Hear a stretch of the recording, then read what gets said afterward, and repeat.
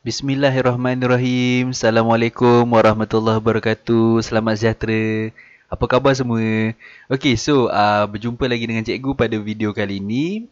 Masih lagi dalam bab 2, nutrisi dan teknologi makanan.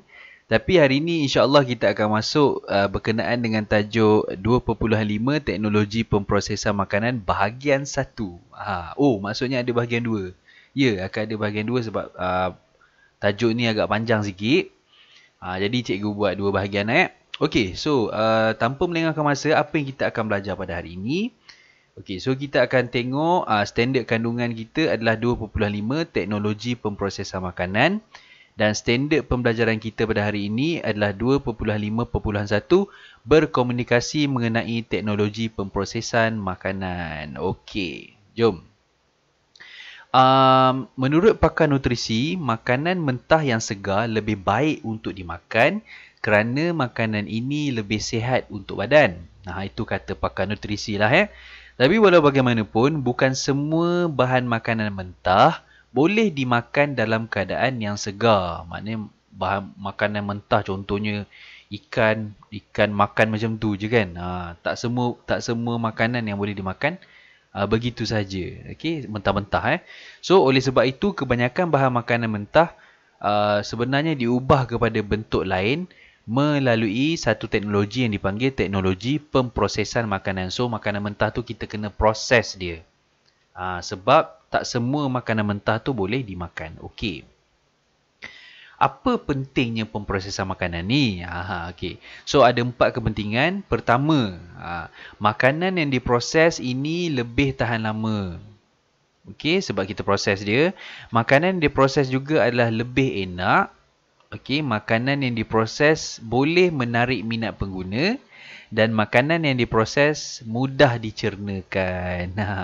So ada 4 tujuan, 4 kepentingan pemprosesan makanan. Kenapa kita perlu proses makanan? So ada 4 tujuan ini. Kita tengok apa kaedah-kaedah pemprosesan makanan yang ada dalam teknologi pemprosesan makanan.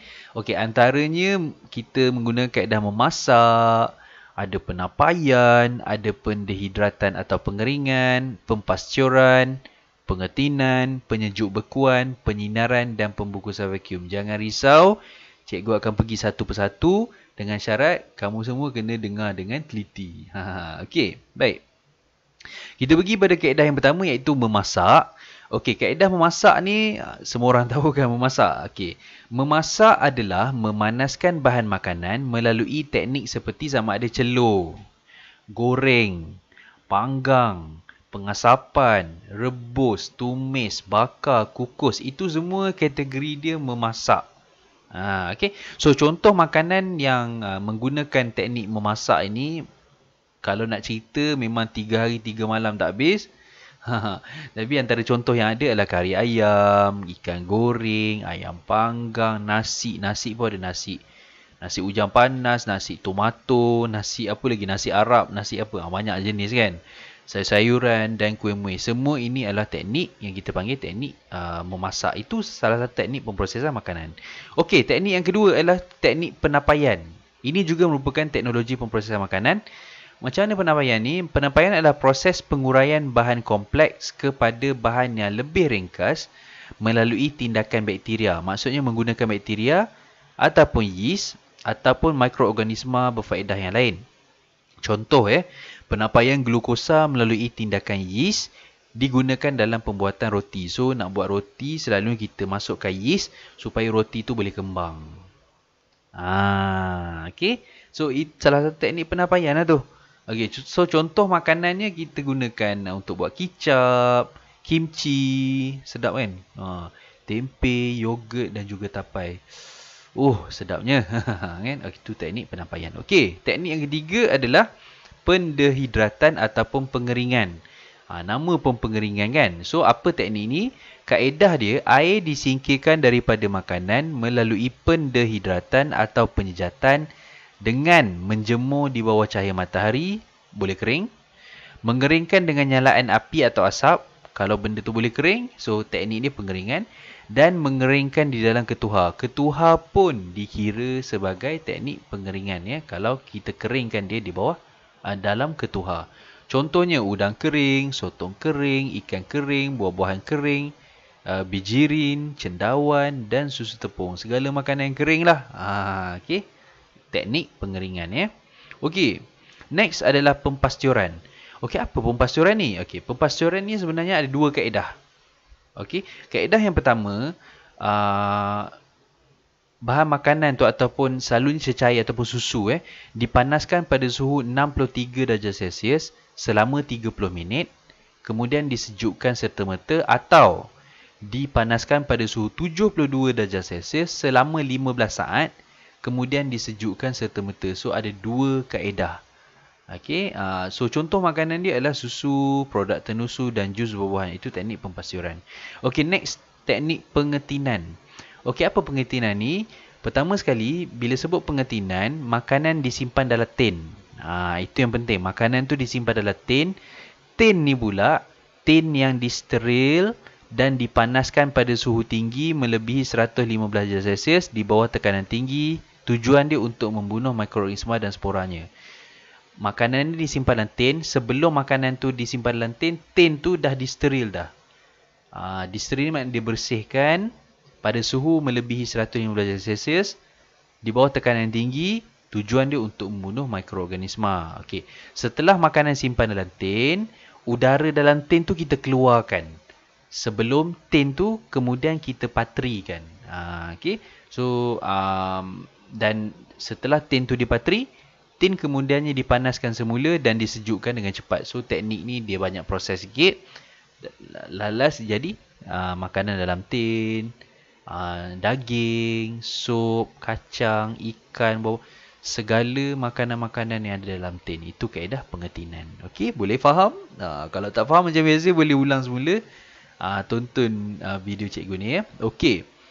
Next adalah penyejuk bekuan. Okey, kaedah penyejuk bekuan macam mana? Makanan disimpan pada suhu 0 darjah Celsius ataupun lebih rendah supaya dapat tahan lebih lama. Okey. Ada juga produk makanan yang disejuk bekukan pada suhu antara negatif 18 darjah Celsius hingga negatif 24. Maksudnya semakin besar nilai negatif dia, semakin sejuk lah. So pada suhu yang terlampau sejuk ni, okey, apa yang akan terjadi? Sebenarnya tindakan enzim akan terhenti dan pertumbuhan dan pembiakan mikroorganisma juga akan terencat apabila suhu terlampau rendah. So contoh makanan yang boleh kita lakukan penyejuk bekuan, makanan laut, daging, ayam dan juga ikan. Macam kita letak kat chiller lah dekat bahagian atas tu, peti sejuk tu. Itu sejuk beku lah. Makanan yang kita simpan dekat bahagian atas peti sejuk. Penyejuk bekuan. Okey, next adalah penyinaran. Okey, macam mana penyinaran ni? Okey, makanan didedahkan pada sinaran mengayon seperti sinar gamma, sinar ultraungu dan sinar X. Kita suluh dia ataupun kita dedahkan dengan sinaran-sinaran ni. Okey, apa tujuan dia? Tujuan dia pertama membunuh mikroorganisma dalam daging mentah dan juga serangga-serangga yang ada dekat buah-buahan atau sayuran ataupun makanan-makanan tu. Dan itu tujuan pertama. Tujuan kedua, memperlahankan proses percambahan biji benih, pertunasan sayur-sayuran berubi dan pematangan buah-buahan. Sebab itulah kalau kita tengok dekat pasar raya kan, buah-buah ni sepatutnya kadang-kadang selepas seminggu nampak bercambah, nampak putih-putih kan, tapi macam elok je. Sebenarnya makanan-makanan itu ataupun buah-buahan itu atau sayur-sayuran itu telah melalui proses penyinaran supaya tak tumbuhlah tunas-tunas ataupun buah-buahan tu dia lambat matang sikit, dia lambat masak lah. Okey. So contohnya sayur-sayuran, bijirin dan juga buah-buahan ini menggunakan teknik penyinaran. Okey. Last sekali dalam teknik pemprosesan makanan adalah pembungkusan vacuum. Kaedahnya, udara disingkirkan daripada bekas atau beg plastik yang digunakan untuk membungkus makanan. Sebelum bungkusan itu ditutup dengan ketatnya. Awak ambil contohnya ada kacang ataupun ada beras ataupun sayuran ataupun daging. Masuk dalam plastik dan keluarkan udara daripada plastik tu. Okey, boleh tengok gambar ni. Terkeluarkan sampai tiada udara. So teknik itu adalah pembungkusan vacuum. Vacuum ni maksudnya tanpa udara. Tanpa udara. Jadi kenapa kita perlu keluarkan udara? Pertama, ketiadaan udara dapat mencegah pertumbuhan mikroorganisma. Dan yang kedua, dia akan memberhentikan pengoksidaan makanan. Okey. So, contoh makanan yang dilakukan pembungkusan vacuum adalah kacang, beras, durian ataupun buah-buahan yang mungkin agak berbau, untuk diimport ke tempat lain, ya, untuk dieksport ke luar negara, okey, dan sayur-sayuran. Ini adalah 8 kaedah dalam teknologi pemprosesan makanan. So, sampai sini saja video cikgu untuk part 1. InsyaAllah nanti kita akan jumpa dalam part 2. Macam biasa, kalau tak faham boleh ulang tonton dan boleh komen, boleh juga share dan like kalau suka video ni. Okey, sehingga berjumpa lagi. Terima kasih. Assalamualaikum. Bye-bye.